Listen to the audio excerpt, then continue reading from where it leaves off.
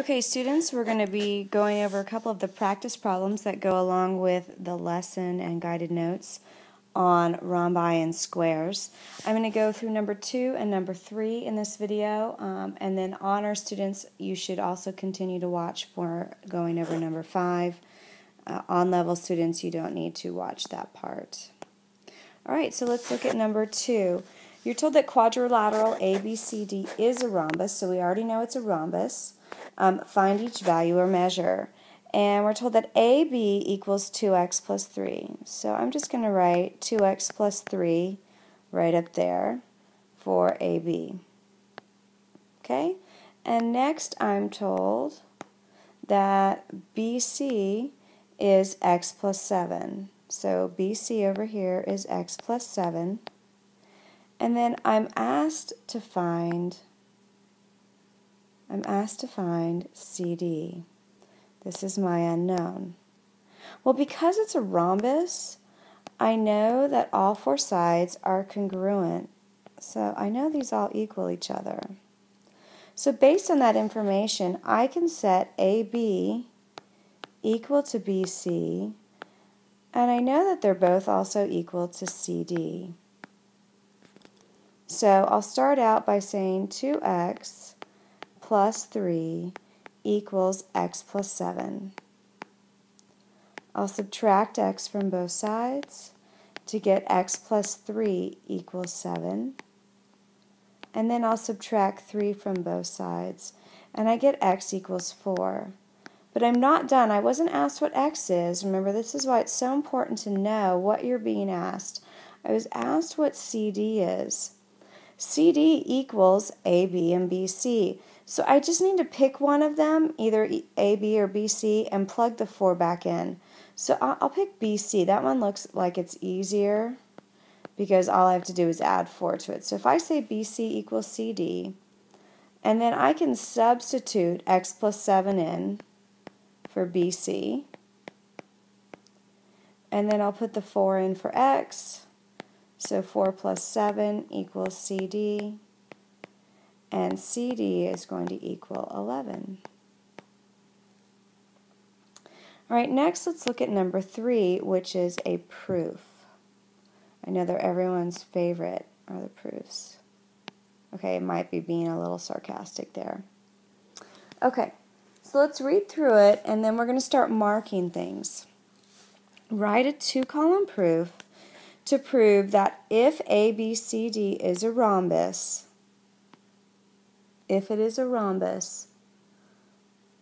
then with diagonal DB, then AP is congruent to CP. Okay, so what I'm trying to prove is that AP is congruent to CP. Okay, I want to prove this. All right, that's what I want to try and prove. So let's think about what are the things we know. So I'm going to use red and just kind of mark up what we know about a rhombus. Well, we know all 4 sides are congruent, so that means AB is going to be congruent to BC, and that would also be CD and AD. But if I'm trying to prove this AP congruent to PC, I've got some triangles there. I'm probably going to be doing something with CPCTC.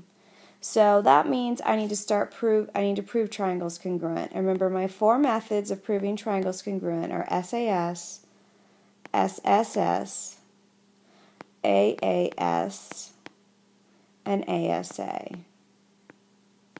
So if I just look in this top section at those 2 triangles, ABP and CBP, I've already got 2 sides congruent in 2 different triangles.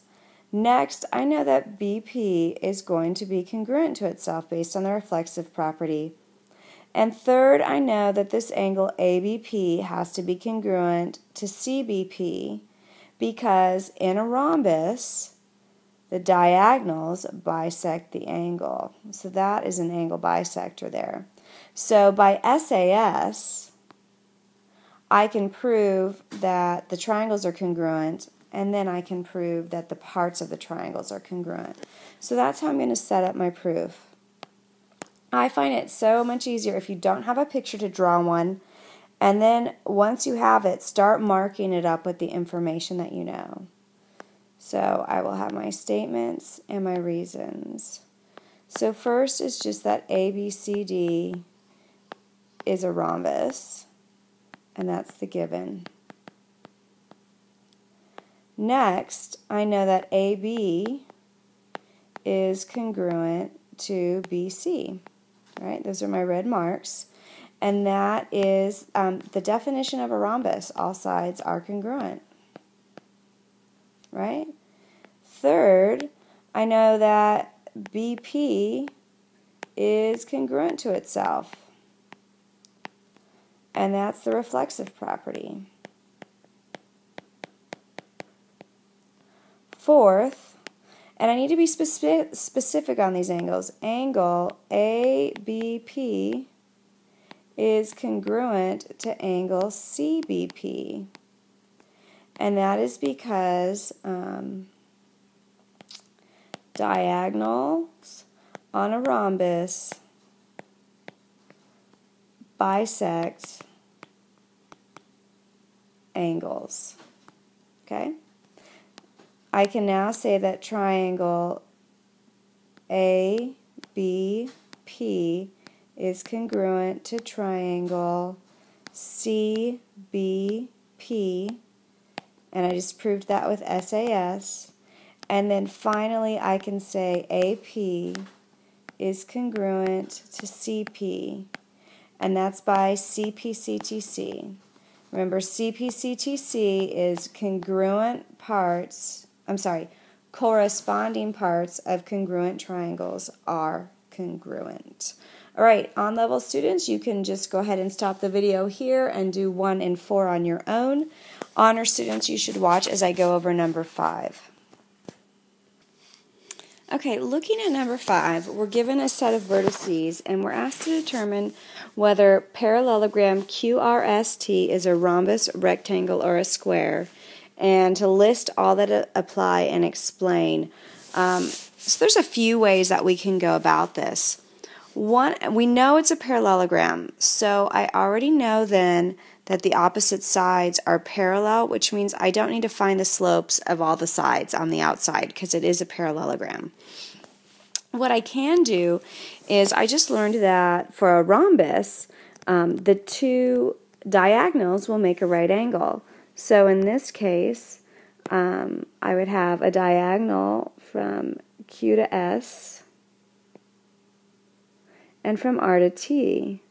Well, the nice convenient thing about this, I mean, I can do the slope formula and go, okay, the slope of RT equals -1 plus 1 over 4 plus 2 to give me 0 over 6. But I mean, I can look at that and see that that's a horizontal line. I know that it's a horizontal line, so that the slope of RT is 0. And in the same way, I can look at QS by looking at it and looking at the numbers. I know that the slope of that is undefined. And so that means they must meet at a right angle. So I know that rhombus is one of my answers. It is a rhombus. Okay? If it's a rhombus, that means all 4 sides are congruent. These 4 sides are congruent. So what I need to know now is actually how the slopes do meet is going to end up helping me after all. So I want to look at, I know it's a parallelogram, I just need to see if one of them is a right angle, because remember, if one is a right angle, all 4 are. So I just need to compare the slopes at one vertex. So I can compare the slope of RQ, and I'll compare that to QT, because if they are opposite reciprocals of each other, then I have perpendicular lines. So the slope of RQ is going to be, let's see, -1 minus 2 over -2 minus 1. So that's going to give me -3 over -3, so that's just 1. And then the slope of QT is going to be -1 minus 2 over 4 minus 1. So that gives me -3/3, which is -1.